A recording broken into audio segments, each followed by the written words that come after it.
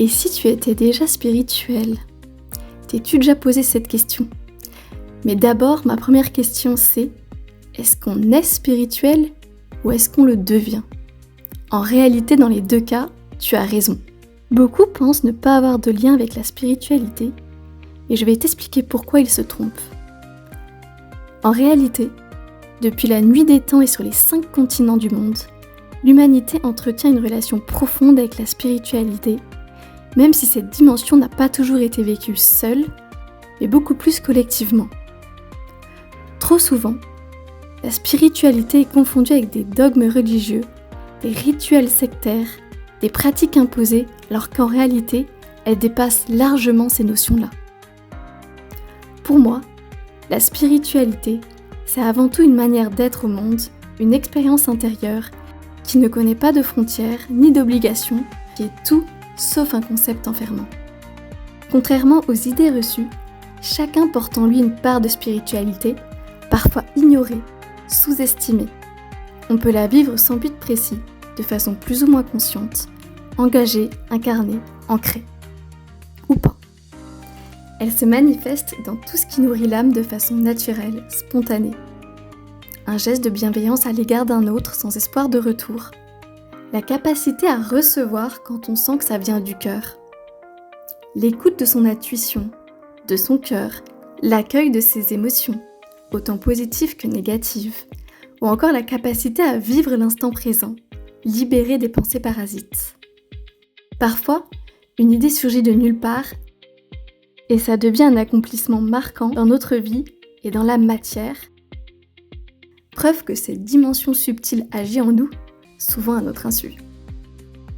Je crois vraiment que nous naissons tous avec cette sensibilité-là, ce 6e sens, cette extrasensorialité, qui nous relie à une réalité plus vaste que le seul monde matériel. Mais au fil du temps, les conditionnements, les blessures de l'enfance et les attentes sociales nous éloignent de cette connaissance intuitive. Pourtant, il est toujours possible de la retrouver en réapprenant à s'écouter, à se reconnecter à soi-même, aux autres, à faire taire le mental beaucoup trop bruyant.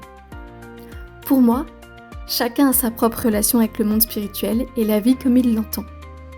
Tu peux croire en Dieu, en une force supérieure, à un guide, à plusieurs guides, à l'univers ou simplement même en l'humanité. L'important c'est qu'il y a souvent comme une impression qu'il y a quelque chose, même de manière discrète. Tu peux avoir l'impression de recevoir des signes de la vie ou des coïncidences trop folles pour en être. Et même si tu ne crois pas à ces mystères de la vie, tu as sûrement une petite voix intérieure que tu entends parfois chuchoter derrière toutes ces couches égotiques, celle que tu entends oser t'encourager, s'affirmer positivement, même quand tout va mal. Et des fois tu n'entends plus et c'est ok, ça fait partie du plan de la vie. C'est pas grave.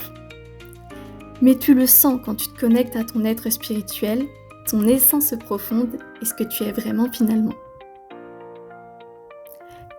En fait, quand tu suis ton cœur, c'est un peu comme un enfant qui suivrait ses parents instinctivement, sans se poser de questions, sans se demander comment il arriverait au bout de ce chemin. Et même les erreurs que tu feras font partie du voyage. Elles t'aident à comprendre ce que tu ne veux plus, ce que tu veux, à faire preuve de plus de discernement, à retrouver le chemin qui t'apporte du sens dans ta vie, plus de paix. Ce que je pense, c'est que nous avons une marge de manœuvre dans nos choix, mais si tu t'écoutes vraiment, tu iras naturellement vers ce qui te fait vibrer à l'intérieur de toi. Et finalement, c'est celui-ci le bon chemin. Celui qui ne te fait pas poser 30 000 questions. On peut suivre d'ailleurs le bon chemin sans en avoir conscience, sans être éveillé à tout ce qui touche à la spiritualité. Et même accomplir ce que l'on doit vivre ici-bas, cette mission de vie, et nourrir son âme au passage en reconnaissant se sortir heureux et fier de notre chemin parcouru. Selon moi, ce chemin est peut-être déjà écrit, sûrement même, mais il n'est pas toujours bien interprété.